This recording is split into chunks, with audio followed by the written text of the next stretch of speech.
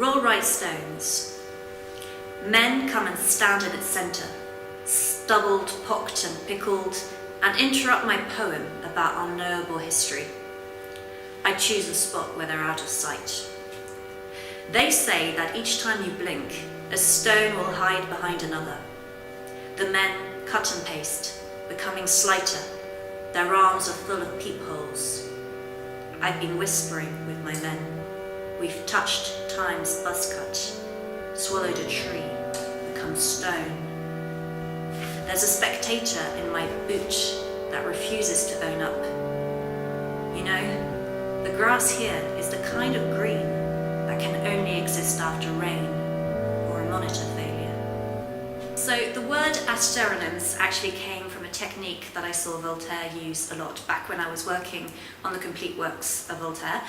And it's a technique where Voltaire blanks out a person's name using asterisks, and it was a technique that was used quite a lot in the 18th century in general, and as I found out, it is a technique that is still used to this day on Twitter when people want to refer to somebody slightly obliquely but adding asterisks. I find form incredibly helpful when it comes to poetry. I think often there is the idea that free verse is the easiest type of poetry, but actually for me having that structure to bounce against and react to is really helpful, not just for generating poems but also finalizing them. Some poems sometimes turn out without any kind of form, and then harnessing them in a particular way is what makes that poem eventually work.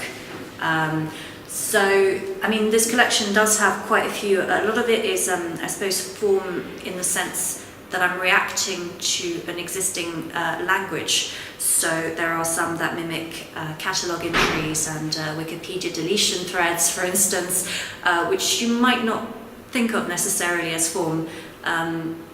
You won't find, you know, a stereotypical sonnet or anything like that in this. It's a little bit stranger. The Museum of Water.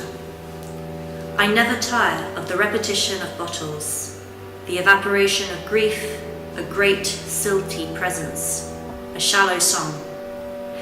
Here is a bath bomb tuned to your body. Elsewhere, backwash, broken water, a hacked freezer, your favourite river carried from one country to another. Light in this postcard is sieved through a kidney. There is too much demand for a street. I'm naturally still. A pearl starts with an attack, shattering the shell. I splinter the pores, reach for the bowl, and pour out voices, improbably fractured.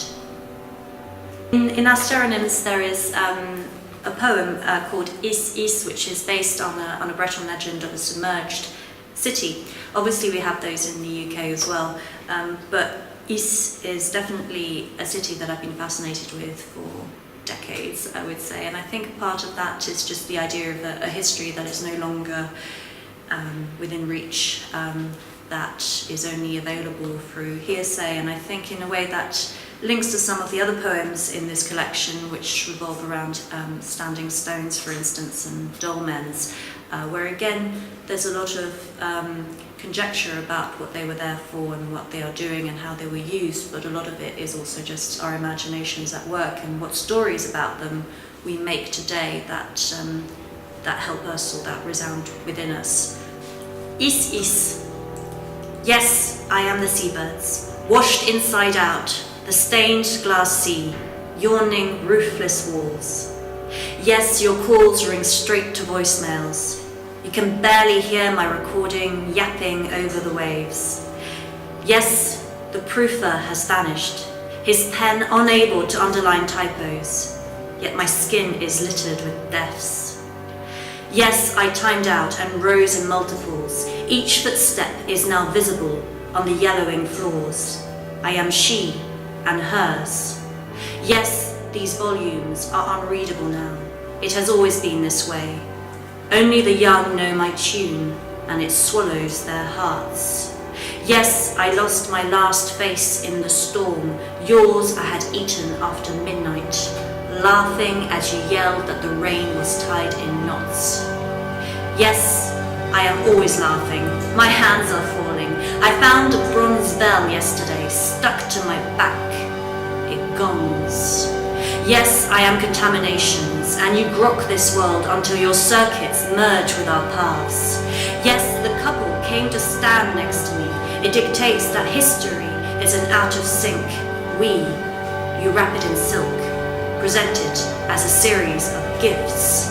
Yes, hear me. The sea boils purple, steams that we are lies, but yes, I, she, we, he, they, it can hiss.